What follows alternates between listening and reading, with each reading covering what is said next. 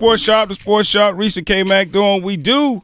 Man, I tell you, it is a special day today, and I promise you guys something very special. Before we went to break, we get a chance to talk to defensive back coach and friend of the show, Coach Dave Merritt from Kansas City Chiefs. What's going on, Coach?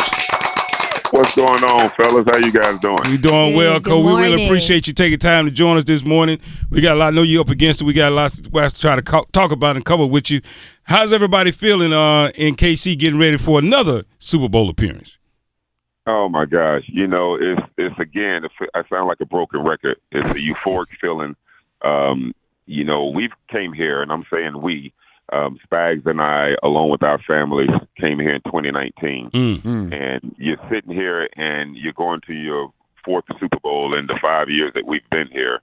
I mean, this is untouchable ground that we're walking on right now. And these fans have to understand that this probably will not be repeated in Kansas City, and I think they know that.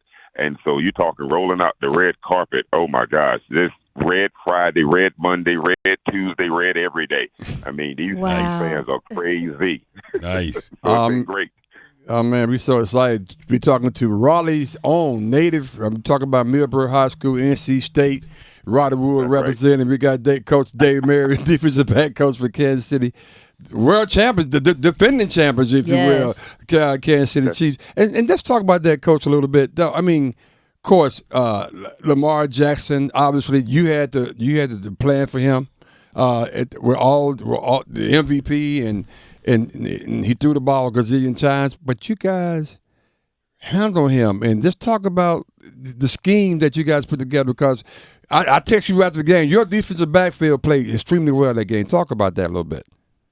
Yeah, I tell you what, you know, when you look at an athlete like Lamar Jackson, what we prepared for the entire week, we actually didn't really see much of. We prepared for the run. Mm-hmm. We had defenses ready to stop the run. And for the offensive coordinator to go totally against the character of the team and start throwing the ball, it's like, okay, this is great. This is what you're going to do. Right. And so last time I checked, I mean, we were pretty decent versus pass defense.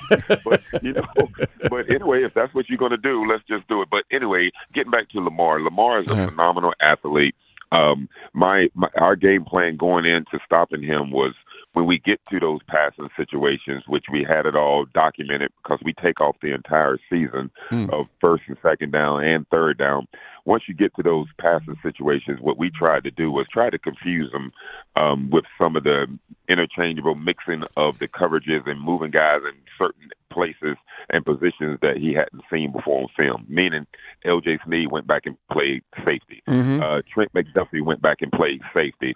Justin Reed went down and played the Mike linebacker.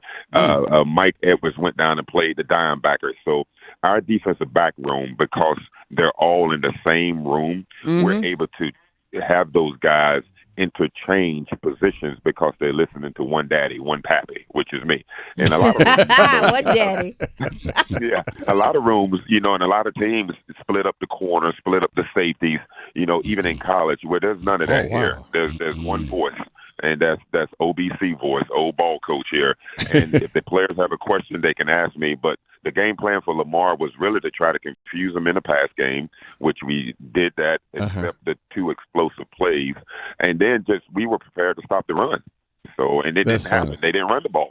That's fine. That's funny. That's funny. That's awesome. Congratulations, Coach. We are talking to Kansas City Chief defensive back coach Dave Merritt, who believes in one band, one voice.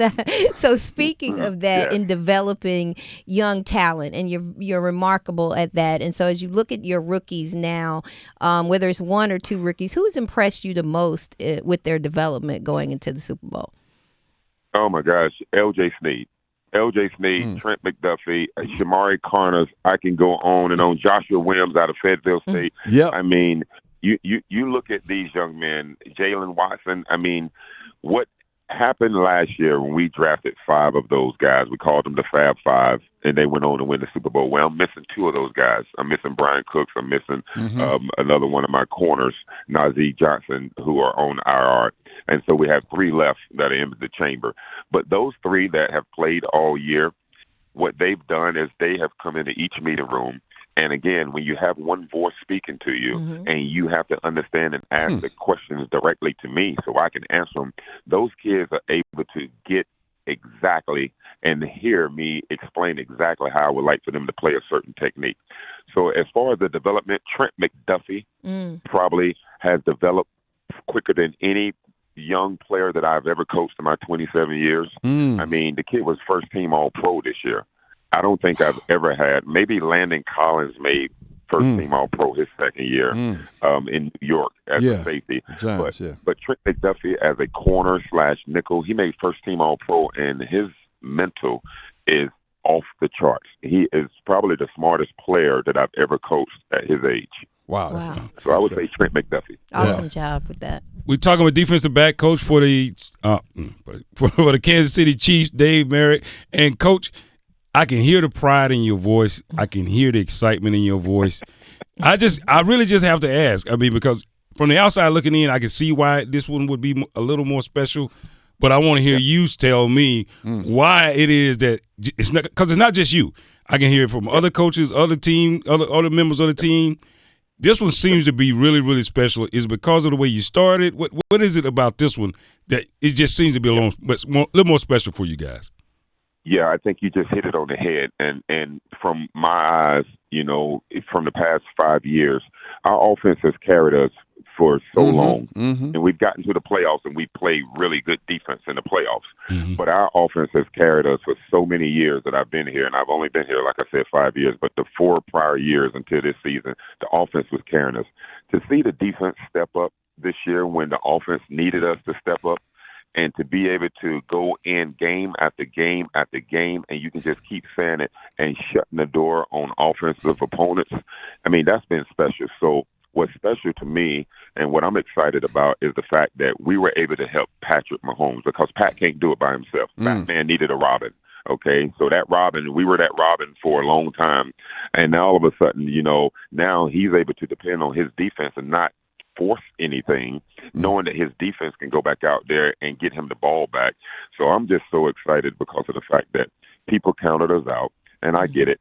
Fans are going to pick whoever they want to pick, all right? And if I was living in North Carolina or on the East Coast, I would have selected Baltimore, the Bills, and all those guys. Right. But the thing is that this team and the adversity that they've overcome throughout the season has been instrumental in our run right now. We're like the Grim Reaper. We're going on the road, and people said that we couldn't do it. Right. Well, I told the guys when I was in New York, we did the same thing.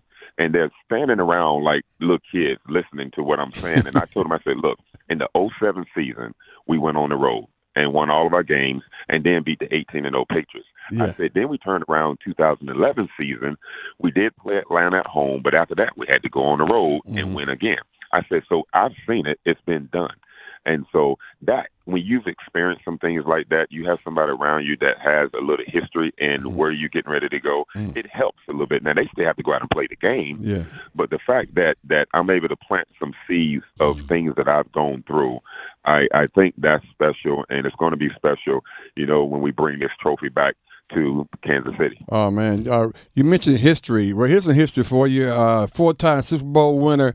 We're talking to a defensive back coach for the Kansas City Chiefs, Dave Merritt. But what's really ironic about this young man, he may be the best coach in this house, but he's not the best player in this house. Hey, Dave, you got to talk about Dawson, man. Dawson Merritt, who's getting scholarships. Officer out the Yang just got one from Michigan. Talk about this offensive lineman. Outside linebacker in your house. Yeah. Talk about him, if you will. Yeah, you know what, man? I'm going to be honest with you, fam. This kid, this is the story. This is a true story. First time I've ever said this, especially live.